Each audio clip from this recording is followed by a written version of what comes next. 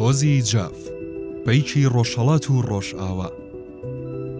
جاف بە یەکێک لە گەورەترین هۆزەکانی کورد دەژمێردرێت و تاوەکو سەرەتای سەدەی بیستەمیش لە نێوان ڕۆژهەڵات و ڕۆژئاوای کوردستاندا کۆچەری بوون و گەرمیان و کوێستانیان کردووە.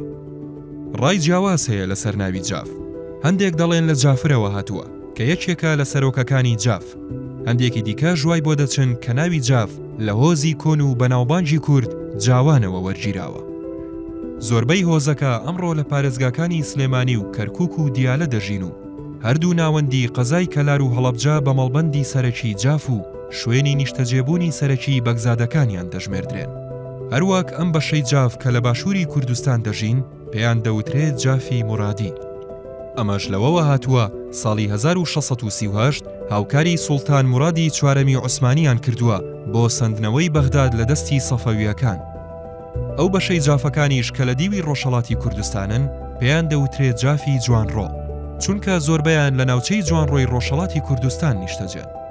جافیش وەک بەشێکی دیکە لە هۆزەکانی دیکەی کورد زیاتر کۆبوونەوە و هاوپەیمانێتیەکی گەورەی هۆزایەتیە و لە چەندین تیرە و بنەماڵە و بەرەبابی وەک میکایلی، شاتری، وردە شاتری، ڕۆغزایی، تەرخانی، باشکی، هارونی، گڵاڵی، سەدانی، کەماڵەیی، بەیاخی، نەوڕۆڵی و دەیان تیرەی دیکە پێک دێت.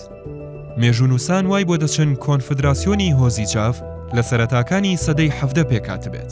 بەو پێیە شەرەفخانی بەدلیسی لە شەرەفنامەکەیدا کە دەوروبەری ساڵی 1595 نووسراوە هیچ ئاماژەیەکی بە هۆزی جاف نەکردووە. ئەوەی بەڵگەیە لەسەر ئەوەی کە ڕەنگە هاوپەیمانی جاف لە سەرەتای سەدەی 17 پێکاتبێ ئەوەیە ئەگەرچی جاف لە شەرەفنامەدا باز نەکراوە، بەڵام لە ڕێکەوتنامەی زەهاوی نێوان عوسمانی و سەفەوی لە ساڵی 1639 جاف بەزەقی کەوتنە بەر کاریگەریەکانی ئەو ڕێکەوتنامەیە و لەو بەروارەوە ڕۆڵ و کاریگەریان دیارە.